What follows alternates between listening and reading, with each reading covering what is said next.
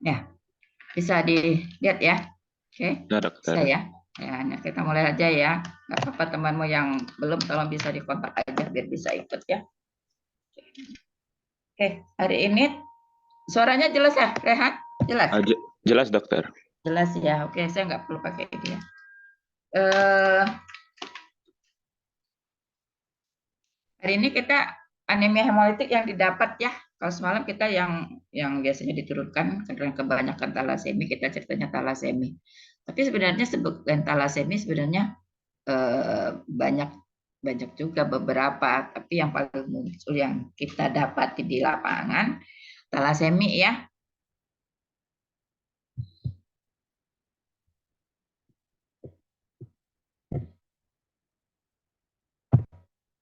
Ya, ini kan anemia hemolitik. Jadi kalau kita lihat gambarnya, kan gambarnya tuh gambar eritrosit ya yang di atas ya.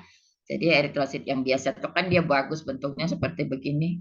Tapi beberapa dia rusak ya, rusak, pecah, lisis atau apa. Jadi ketidak adekuat sel darah merahnya ya karena adanya proses destruksi ya, prematur dari destruksi dari sel darah merah. Jadi yang biasanya eh, produksinya biasanya oke karena proses ini dia akan berlanjut produksi sel darah merahnya ya. Karena apa? Karena anaknya anemis, pucat dan sistem tulang harus bekerja aktif untuk menghasilkannya ya. Nah, ini secara fisiologi bahwa sumsum tulang menghasilkan sel darah merah. Jadi ada sel yang bagus ya, yang dan ada juga yang rusak.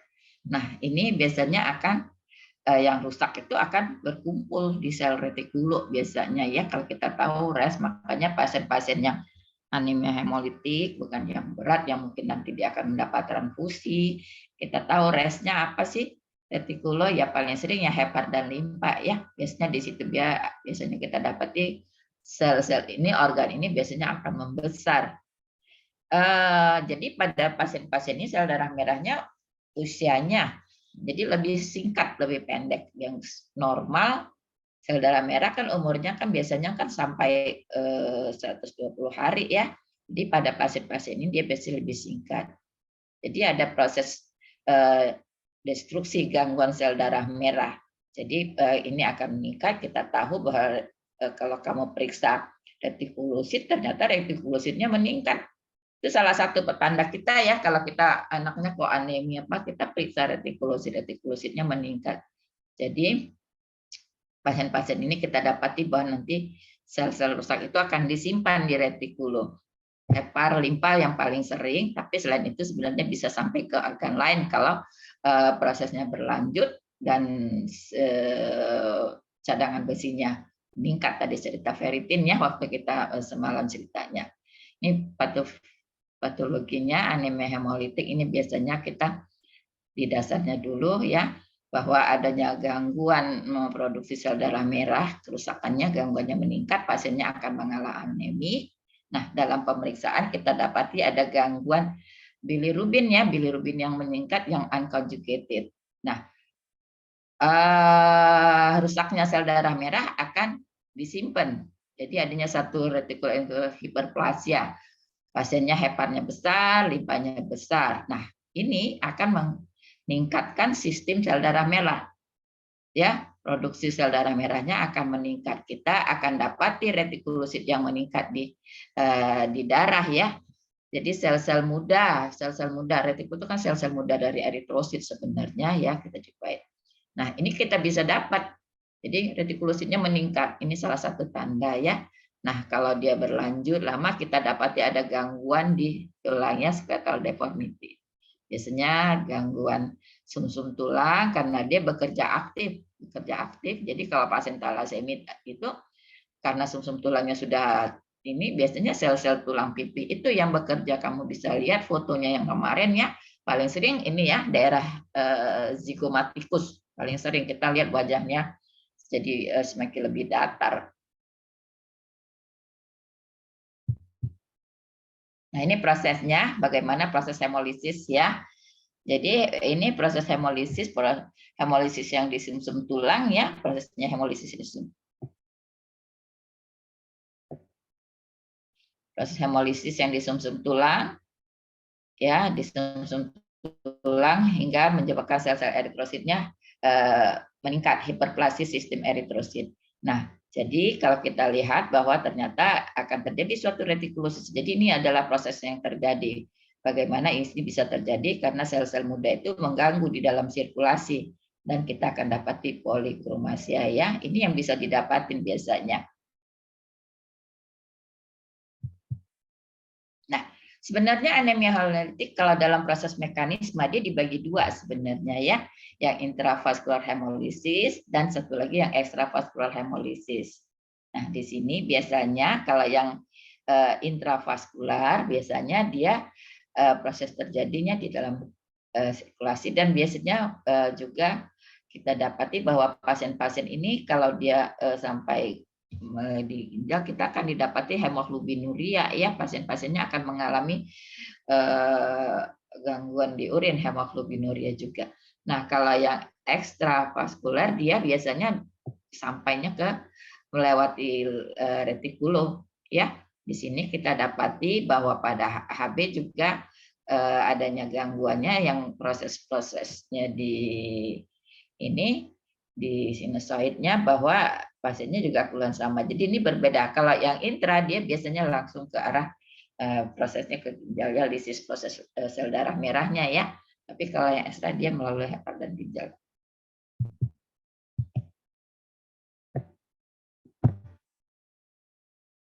Nah, ini tadi media awalnya sebenarnya dia adalah gangguan pertama bisa karena satu gangguan seluler defect yang mengganggu sel darah merah. Ini paling sering yang dia diturunkan, yang herediter. Nah, pasien-pasien yang didapat hemolitik yang didapat yang acquired disease paling gangguannya adalah defek yang di luar sel, extracellular defect. Dan ini biasanya banyak faktor. Salah satu adalah faktor-faktor yang mempengaruhi di luar sel darah merah sehingga sel ini lysis. Ini adalah sign and symptom pada pasien-pasien yang anemia hemolitik ya. Jadi biasanya kalau yang kamu dapat biasanya kalau pasien-pasien di ruangan ataupun datang ke praktek atau ke apa dia keluhannya kan begini, kalau dia HB-nya rendah, anaknya anemia apa biasanya keluhannya apa sih biasanya kalau HB-nya rendah anemia berat ya biasanya dia apa sih heart rate meningkat, anaknya bisa sesak, bisa dyspnea, bisa apa, pernafasan meningkat, anaknya lemah, capek, fatigue, itu yang kita dapati kalau dia dengan anemia berat biasanya. Tapi kalau dia anemia ringan mungkin kita belum sampai ke situ klinisnya ya. Nah, juga biasanya kalau pasien-pasien yang didapati adanya gangguan di bilirubin, ada proses terjadi lisis, kita dapati pasien-pasien ini akan mengalami ikterik bisa didapati ya. Jadi bisa didapati anaknya pasien sklela ikterus ataupun jaundice. Nah, kalau bisa gangguannya sampai ke yang intravaskuler, kita dapati bahwa pasiennya keluhannya nanti didapati adalah suatu hemoglobinuria di urin biasanya ya kita dapati keluhannya. Dan pasien-pasien ini kalau udah dalam proses terjadi biasanya kita dapati limpa yang besar, splenomegali paling sering karena itu dapat menyimpan sel-sel darah merah yang dalam prosesnya dikumpul istilahnya di situ ya. Nah, ini penyebabnya anemia hemolitik yang pada yang didapat paling sering yang ekstra itu biasanya yang paling sering adalah suatu autoimun.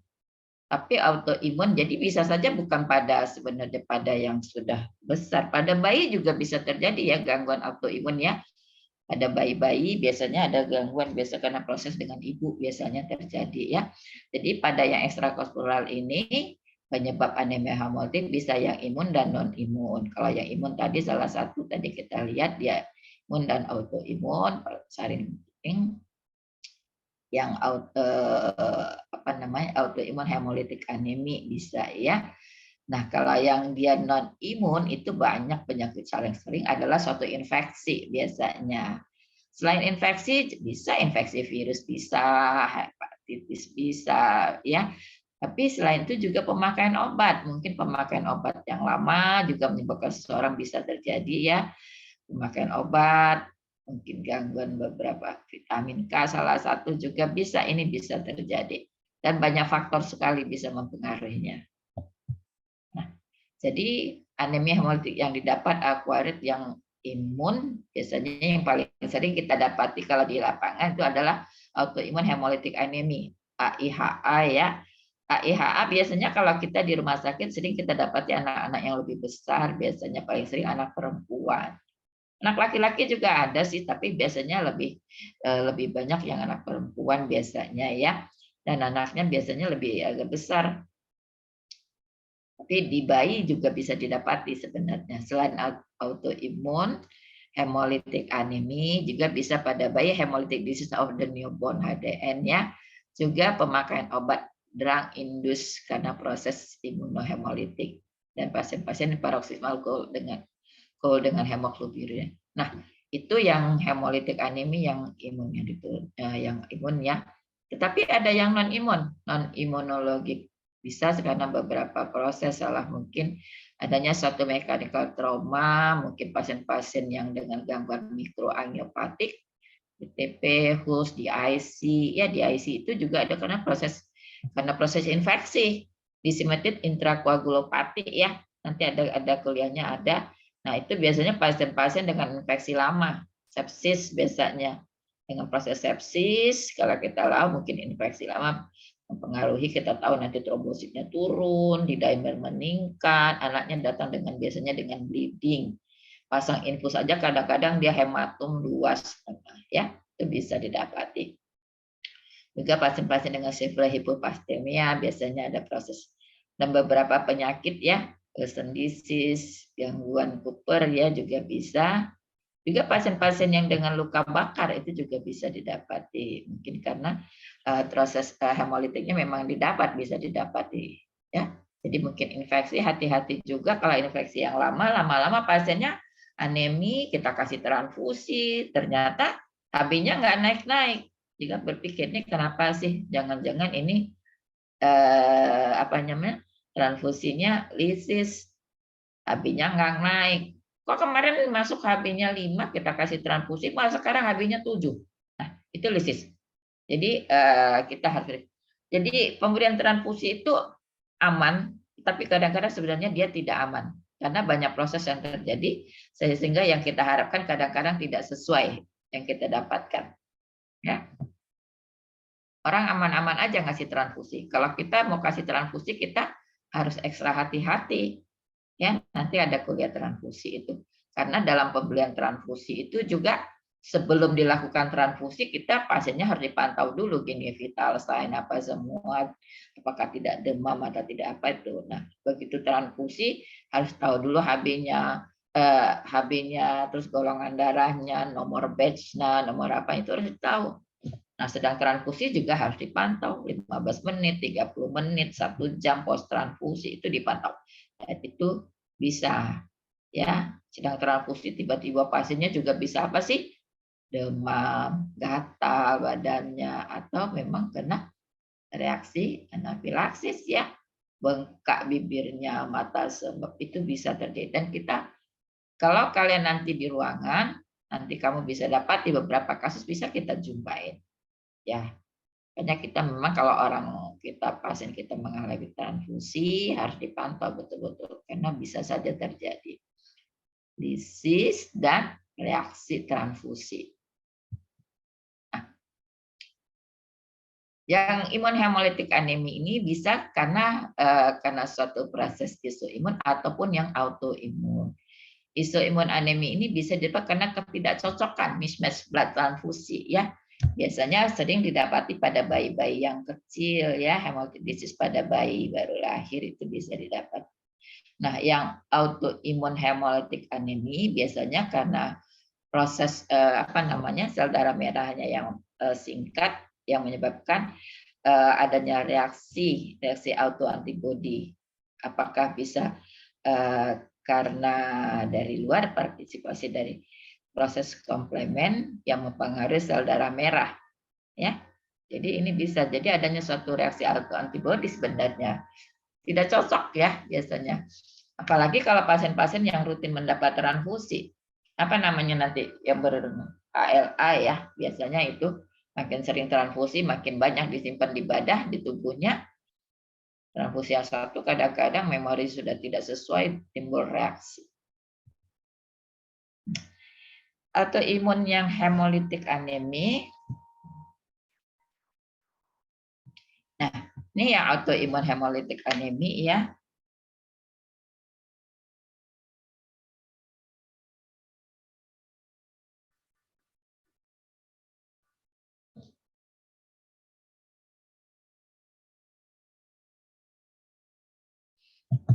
Sering didapati pada anak yang lebih besar ya. Ya, dan biasanya adanya satu reaksi antibodi yang ada di tubuh sehingga itu terjadi responnya. Dibagi atas beberapa tipe, yang paling sering sebenarnya tipe warm, tipe yang hangat, yang di sini biasanya didapati imunoglobulin J. Selain tipe yang warm, ada tipe yang cold. Tipe cold dan kadang-kadang juga ada yang gabungan sebenarnya, gabungan warm dan yang mix. Atau yang paroksimal ini ya PCH ya. Nah, pasien-pasien yang AIHA kita dapati kalau di rumah sakit ya, biasanya anak-anak perempuan yang agak besar biasanya sih ya bangsa 12-14 tahun biasanya gitu yang kita dapati di ruangan ya. Nah, pasien ini biasanya kalau kita tanya keluhannya ya, story-nya, biasanya pasiennya katanya sebelum nggak ada apa-apa, tiba-tiba jadi HB-nya rendah. Beberapa kasus datang dengan HB2 ataupun 3, nggak ada apa-apa. Jadi progresif aneminya berat biasanya. Nah, kalau melakukan fisik diagnostik, kamu dapati sebenarnya limpahnya membesar, spleen membesar, didapati pemeriksaan bilirubin yang hiperbilirubinnya, bilirubinnya meningkat biasanya. Kamu kalau menduga suatu ada anemia hemolitik, jangan lupa periksa bilirubin ya. Biasanya sih yang direct dia akan meningkat jumlahnya. Dan itu jangan lupa kita dapat pemeriksa LDH juga kita dapat di kasusnya biasanya LDH-nya akan meningkat. Juga didapati kadar haptoglutinnya biasanya menurun. Nah, beberapa kasus biasanya kita bisa dapati keluhan hemoglobinuria dan itu biasanya kita tanya ya. Kadang-kadang pasiennya kalau kita nggak tanya dia nggak ngerti juga. Adakah keluhan urinnya yang berarti lebih gelap ya, hemoglobinuria ya. Nah, untuk pasti biasanya kita melakukan periksaan apa? Tes com test atau DAT ya, direct autoglobulin test, DAT, direct com test. Biasanya pasien-pasien ini kita dapat tesnya adalah positif. Nah, juga bisa didapati pada pemeriksaan adanya yang sekunder autoimun hemolitik karena penyakit-penyakit penyerta ya. Biasanya pasien-pasien mungkin yang pasien dengan SLE biasanya kita bisa dapatin.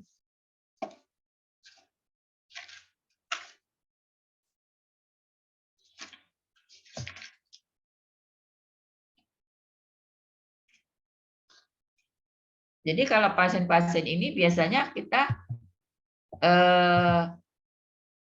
selain dia anemi dalam pemeriksaan yang kamu menduga ya anak ini nggak ada apa-apa, tiba-tiba dia datang dengan kok tiba-tiba pucat, nggak ada keluhannya. Mungkin kamu tanya apakah ada demam sebelumnya, apakah dia ada pakai obat sebelumnya. Nah, dalam pemeriksaan lab, selain pemeriksaan laboratorium dasar, kalau yang rutin laboratorium dasar kan periksanya HB ya, biasanya HB, trombosit, leukosit, itu biasanya kita periksa ya. Nah, tapi jangan lupa kamu periksa retikulosit. Retikulosit itu biasanya kalau kamu tidak meminta itu tidak ada dalam pemeriksaan darah rutin. Kamu harus memintanya. Ya, retikulosit biasanya akan meningkat. Terus juga biasanya jangan lupa lihat hitung jenis ya. Hitung jenis biasanya apakah gimana yang meningkat. Karena kalau satu lagi kan kalau cerita leukosit akan meningkat mungkin karena proses infeksi atau yang dilihat itu sebenarnya adalah di morfologi apa sih bukan morfologi, dihitung apanya biasanya didapati apa sih neutrofilnya gimana, eosinofilnya gimana, basofilnya gimana, harus dilihat juga ya. Jadi untuk pasti apakah ini suatu autoimun hemolitik, biasanya kita periksa atau direct test dan biasanya ini positif. Kadang-kadang bisa saja direct positif. Kalau itu dia tidak positif, negatif, mungkin kita pemeriksaannya ada anti-DATS namanya. Apa penyebabnya? Penyebab autoimun hemolytic anemia. Jadi penyebabnya sebenarnya banyak ya. Paling sering biasanya mungkin karena suatu infeksi. Ya, infeksi bisa, tapi yang paling sering penyakit-penyakit penyerta ya, gangguan lymphoprotective disorder. Jadi pasien-pasien leukemia juga bisa. Kamu kasih transfusi, mungkin pasien leukemia kan selalu datang dengan keluhan dengan anemia ya. Anaknya anemia, anak trombositnya rendah, biasanya gitu. Nah, pasien-pasien ini mendapat transfusi, ternyata HB-nya nggak naik. Jangan-jangan dia sudah lisis, mungkin dia suatu autoimun, bisa terjadi. Jadi bisa gangguan lymphoprotective disorder ini mungkin kronik limfotik, leukemia, limfoma, dan itu bisa. Nah, selain itu juga bisa karena penyebabnya yang memang gangguan autoimun, salah satu SLE ya, systemic lupus erythematosus. Jadi SLE itu selalu kita bergabung dengan anemia hemolitik. Tapi kalau menegakkan suatu SLE kan ada kriterianya ya, apa namanya kriterianya? Ada kan? 9 atau 10 itu yang harus menegakkan suatu SLE itu berapa sih? 7 ya, kalau saya lupa. Nanti kamu kuliahnya itu ada. Nah, itu juga bisa. Terus pasien-pasien dengan mungkin rheumatoid arthritis dan dia mirip kan nanti kalau keluhannya nyeri sendi, nyeri apa ya. Juga bisa pasien-pasien dengan contohnya ada pasien dengan ulcerative colitis juga bisa. Nah, untuk infeksi mungkin penyebabnya infeksi mungkin contohnya pasien-pasien dengan hepatitis C, HIV itu juga bisa terjadi ya.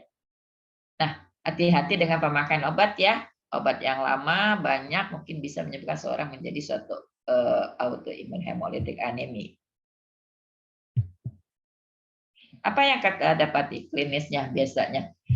Klinisnya biasanya kalau pasien datang dengan tiba-tiba dengan HB rendah, biasanya tentu yang beberapa kondisi yang life threatening ya. Pasiennya pasien sesak, biasanya demam, biasanya dan itu bisa mengancam jiwa. Nah, ya. Jadi biasanya anak-anak ini biasanya mungkin kamu tahu kalau HB-nya sangat rendah, anaknya pasti lebih jadinya kuning. Jaundice juga jadi kalau bilirubinnya meningkat, ya biasanya anak jadi kuning. Urinnya biasanya jadi gelap ya, hemoglobinuria. Dan kita dapati biasanya kalau kamu fisik diagnostik, kamu dapati limpanya besar. Limpa belajar limpa ya, kalau di tali pusat itu biasanya S-nya S4 ya.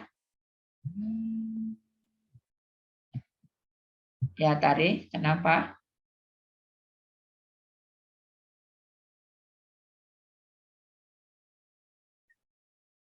Iya, kenapa? Jadi ke kardio enggak tadi konsul kardio?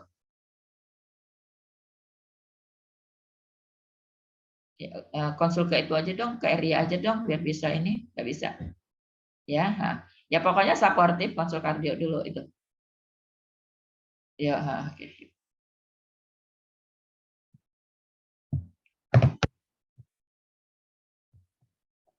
Nah, ini pemeriksaan laboratorium yang harus kita lakukan biasanya ya. Pada pemeriksaan laboratorium yang kita dapati kadar HB biasanya beberapa kita dapati dengan HB yang sangat rendah. Ya, jadi beberapa kasus kadang-kadang dengan HB2, HB3 itu dia datang biasanya dan ini biasanya akan mengganggu pasiennya. Pasiennya Pak, kamu kalau PD bisa diagnostik sudah didapati desak karena HB rendah ya, itu bisa didapat dan ini mengganggu. Nah, retikulosit ya biasanya retikulosit biasanya meningkat kita dapati karena retikulosit merupakan satu tanda sebenarnya bahwa ada satu reaksi di dalam antibodi sehingga terjadi retikulositopenia sehingga sumsum tulang akan menghasilkan sel-sel muda supaya ada retikulosit untuk sel darah merah ya. MCV biasanya meningkat. Ya, jadi kamu indeks eritrosit ya, biasanya MCV itu biasanya kan kalau anemi kan kita harus lihat itu ya, MCP-nya normal, rendah atau meningkat. Nah, pada pasien-pasien ini biasanya kalau anemia hemolitik, kalau yang thalassemia MCP-nya biasanya rendah. Hipokromikrosit MCP-nya rendah. Nah, pada yang autoimunnya acquired ini biasanya yang IHA biasanya MCP-nya dia meningkat, normal ataupun meningkat. Biasanya dia meningkat. Nah, pada pemeriksaan darah tepi di morfologi kita dapat bahwa sel-sel eritrositnya, sel RBC-nya, sel red blood cell-nya itu biasanya karena adanya lisis sel-selnya bervariasi banyak bentuknya ya. Kita bisa dapati gambar bentuk-bentuk sperosis, makrosit, polikromasia. Jadi bentuknya macam-macam. Baikositosis di sini biasa kita dapati. Pasiennya mengalami neutropeni dan kadang-kadang trombositopeni, dan tapi ini tidak semuanya, hanya beberapa kasus. Tapi kasus yang lain mungkin dia oke, trombosit tidak terganggu ya. Dalam pemeriksaan osmotic fragility biasanya meningkat ya, didapati bahwa kita dapati banyak-banyak sel darah merah yang bentuknya sperosit. Sperosit itu bentuknya seperti apa sih? Ya, bentuk eritrosit kan macam ya, kalau normal bikonkave, tapi pada beberapa yang hemolitik bentuknya macam-macam. Dilihat dulu yang mana yang sperosit, yang mana yang ovalosit itu bentuknya. Kamu bisa baca, lihat di buku buku histologi biasanya nanti bisa dilihat ya. Karena jarang sih sekarang kalian jarang lihat mikroskop ya. Tapi histologi masih ada waktu di awal. Enggak ya? Masih ada ya. Bentuk eritrosit itu kan sebenarnya kita walaupun kita jarang lihat sih, cuma karena kami di hematologi biasanya dulu kita selalu masih buka mikroskop, melihat sel-sel di dalam darah tepi, lihat bentuk sel eritrositnya seperti apa gitu. Cuma kalian mungkin jarang lah karena jarang dipakai lagi. Biasanya dari hasil pemeriksaan darah saja kita sudah lihat bentuknya apa saja ya, di morfologi bisa didapati. Nah, pemeriksaan kumtes, direct antiglobulin test, DAT ya, biasa didapati positif. Nah, ini adalah merupakan suatu gold standar untuk autoimun hemolitik. Juga kita bisa didapati bilirubin yang meningkat ya, hiperbilirubinemia, dan satu lagi juga salah satu petanda adalah LDH, laktat dehidrogenase, dan ini biasanya meningkat. Ya, jangan lupa kalau menugas suatu autoimun hemolitik, saya harus periksa apa sih? Saya periksa HB, saya periksa retikulosit, saya periksa LDH, ya itu biasanya akan terganggu. Leukosit, trombosit juga kita periksa, kadang-kadang bisa normal, kadang-kadang dia bisa menurun. Dan untuk pasti saya harus melakukan suatu komtes.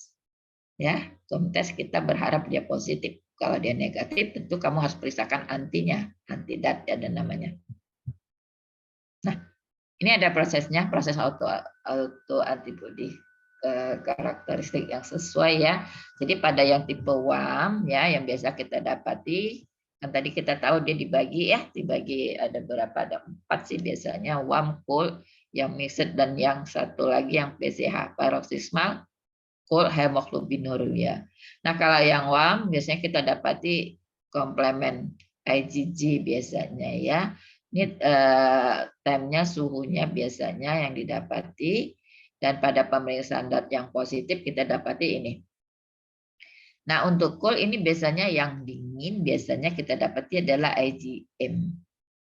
Biasanya anaknya suhunya negatif. Jadi dalam hal pemberian cold ini biasanya pasien-pasien yang mendapat transfusi biasanya darahnya biasanya suka diinikan dulu, dihangatkan dulu biasanya ya, karena bisa tertimbul reaksi biasanya.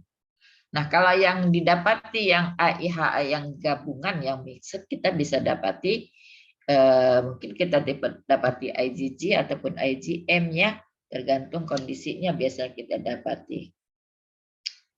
Ya. Kalau yang paroxysmal hemoglobinuria didapati sebenarnya IgG biasanya didapati. Ini prosesnya, proses bagaimana destruksi sel darah merah, proses patogenesisnya saja bagaimana, kalau yang intra itu bagaimana dan yang ekstra itu bagaimana. yang bisa terjadi, organnya yang terkena ya. Ini prosesnya kalau yang ekstravaskular hemolisis itu karena ada prosesnya fagositosis pada sistem IgG yang mempengaruhi limpa ya, spleen ya prosesnya. Jadi di sini. Nah, yang satu biasa yang karena proses yang hemolisis karena fagositosis yang C3 ini biasanya didapati ini yang cold, ini biasanya ya yang C biasanya ya terjadi proses terjadi intravaskuler. Jadi dia tergantung gangguannya biasanya di mana gangguan kerusakan fagositosis yang terjadi. Nah, selain itu juga beberapa faktor yang mempengaruhi seorang bisa terjadi suatu prosesnya ya. Jadi selain faktor lingkungan, environment ini mungkin apakah suatu infeksi, atau suatu keganasan atau obat-obatan ini bisa mempengaruhi selain faktor yang lain ya, sehingga seseorang bisa terjadi autoimun hemolitik.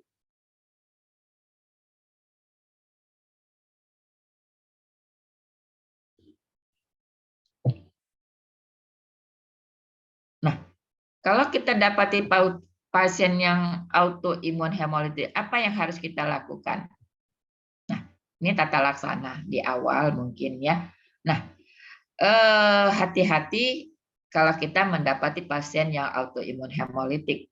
Jangan terlalu buru-buru pemberian transfusi ya, ekstra hati-hati karena kita tahu pasien-pasien ini biasanya kondisinya kalau HB-nya sangat rendah itu mengganggu sebenarnya pada pasien. Jadi betul-betul dimonitor, hati-hati. Apa yang harus kita lihat? Kadar HB ya biasanya dalam setiap sekian jam kalau itu harus tetap ada pemeriksaan laboratorium biasa. Kadar HB, kemudian nilai retikulusit biasa setiap hari harus kita periksa. Bentuk limpa, ukuran limpa itu juga setiap hari harus kita PD. Nah, bagaimana kencingnya? Apakah masih kencingnya menjadi tetap masih gelap atau sudah ada perubahan? Itu pantauan kita setiap hari. Dan bagaimana pemeriksaan kumtesnya. Jadi kalau kadang kita rawat agak lebih lama, jadi setiap minggu juga harus diulang. Karena kalau nilai datnya sudah negatif, tidak positif lagi, anak itu biasanya bagus. Ini adalah pemantauan dalam hal monitor pasien-pasien yang autoimun hemolitik ya. Nah, ini manajemennya, apa yang harus kita lakukan. Jadi tentu prinsipnya pasien-pasien tentunya suportif sih. Mau diapain dia dalam kondisi berat. Biasanya prinsipnya kita makanya steroid ya. Steroid tapi dengan bukan dengan HB yang sangat rendah. Kalau yang sangat HB rendah tentu kita harus kasih transfusi. Walaupun pemberian transfusi itu ekstra hati-hati. Kenapa? Karena kebanyakan donor yang kita kasih itu kadang-kadang tidak cocok, tidak sesuai.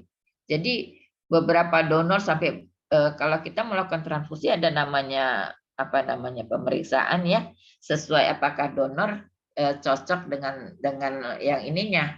Kadang-kadang tidak cocok dan sering yang kita dapati pada autoimun hemolitik itu tidak cocok donornya biasanya. Dan itu biasa tidak bisa kasih karena itu kan memberikan respon yang jelek. Ya, jadi pasiennya yang pertama tentu harus suportif dulu. Apa yang harus kita kasih tentu ya pasien-pasien prinsipnya cairannya gimana, ada kencingnya atau tidak itu harus kita lihat. Dan pemberian asam folat fungsinya mempengaruhi sel darah merah ya. Dan kalau HB-nya sangat rendah tentu pasiennya dengan bisa didapati desak atau pasiennya sesak juga kita lihat juga fungsi jantungnya.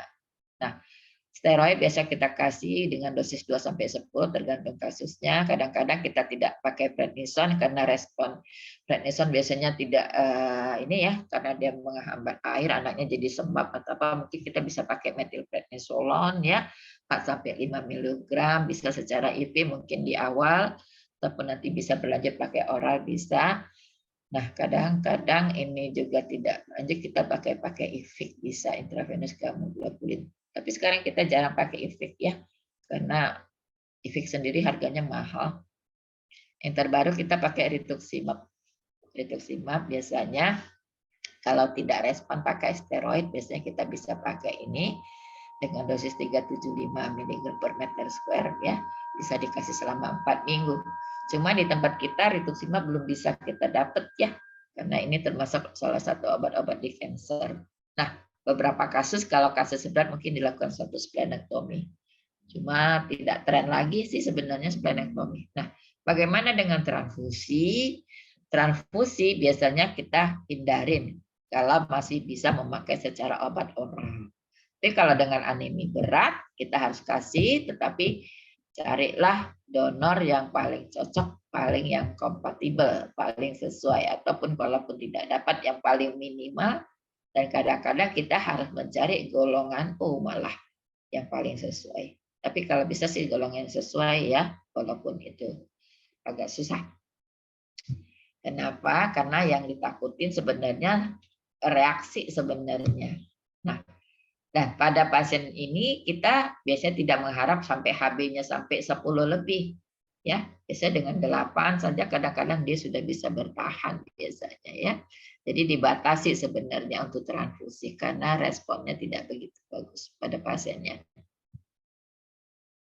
Nah, ini adalah obat sebenarnya. Obat-obat yang kita pakai, bagaimana responnya, pakai steroid responnya bagus ya, 70-80% biasanya ini biasanya pada pasien, dan cuma mungkin efek steroid itu biasanya ya, anaknya kalau dia lama mungkin memberikan efeknya banyak sekali. Bisa monfis, bisa apa, dan mungkin bisa mengganggu hipertensi. Steroid kan bisa menaikkan tensi, ya bisa terjadi hipertensi dan bisa infeksi dan banyak faktor yang mempengaruhi yang terjadi pada pasien-pasien ini. Nah, rituximab katanya juga bagus, 80-90% responnya bagus biasanya, ya. Splenotomi juga bagus, tapi kita jarang pakai. Selain itu beberapa obat yang lain juga bisa ya. Itu biasanya yang primer kita pakai steroid, mungkin yang sekunder kita obat yang lain ya. Ini banyak ya, bisa pakai siklopospamin, siklosporin, banyaklah obat-obat obat sitostatika bisa kita pakai ya. Cuma mungkin di tempat kita jarang pakai ya. Nah, pakai IV juga boleh, walaupun dia responnya nggak gitu bagus sekarang ya. Nah, untuk yang itu tipe yang WAP. Nah, kalau untuk yang cool biasanya kita pakai paling bagus dia pakainya rituximab katanya lebih bagus ya. Atau digabung dengan obat yang lain yang sekunder biasanya ya. Pakai steroid biasanya pada yang cool biasanya jarang dipakai karena responnya nggak bagus, 15-30%.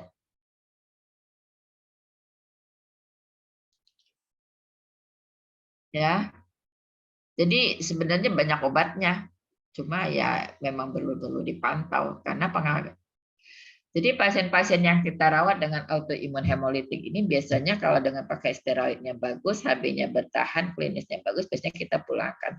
Dan biasanya dia dipantau. Nggak perlu sampai HB 10. Ya, dengan 8 kadang-kadang dia bisa bertahan. Nah, ini adalah macam algoritma sih sebenarnya ya. Jadi pasien-pasien yang kita duga suatu autoimun hemolitik dalam pemeriksaan, apa yang harus kita lakukan? Biasanya ya jangan lupa dalam pemeriksaan darah, blood count, jangan lupa pemeriksaan retikulusit, bilirubin yang unconjugated, LDH, tadi sudah ya, ferritin. Nah, biasanya ferritin gimana? Ferritinnya biasanya akan meningkat. Ferritinnya meningkat biasanya ya. Jangan lupa pemeriksaan asam folat walaupun kita tidak, tapi biasa kita berikan biasanya. Nah, kita dapati pada pemeriksaan kumtes biasanya positif. Jadi ditanya juga anamnesanya bagaimana, kena pakai obat berapa lama, demam berapa lama, infeksi apa itu ditanya ya.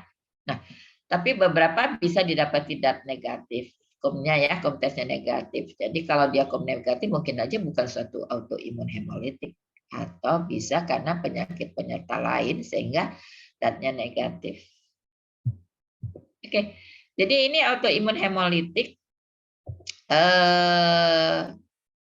nggak begitu banyak kasusnya, tapi ini pasti dapat. Jadi kamu jangan berpikir dia hanya didapat anak yang besar. Anak yang baik kamu bisa dapat. Mana tahu nanti kalau waktu kamu koskap di Perina, mungkin kamu bisa dapat pasien-pasien yang begini. Jadi pikirkan apa yang harus lakukan kalau saya menduga ini suatu autoimun hemolitik. Jangan lupa periksa HB, lupa periksa retikulosit, jangan lupa periksa bilirubin, ya. Jangan lupa periksa LDH, jangan lupa periksa. Nah, untuk pasti kita melakukan suatu pemeriksaan tes.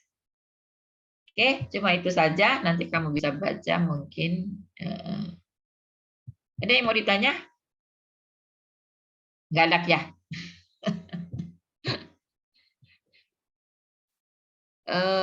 Oke. Ya.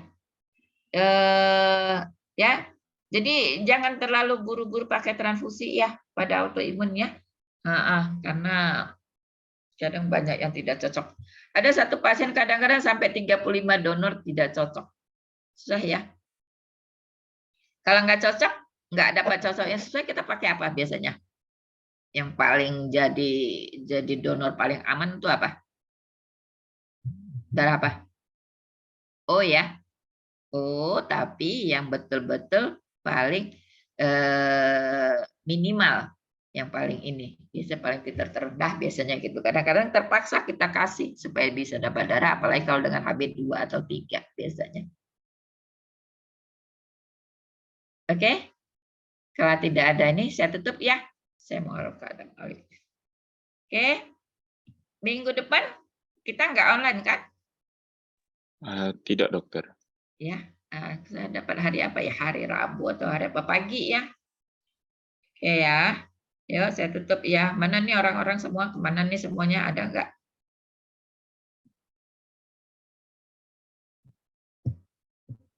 Stop share.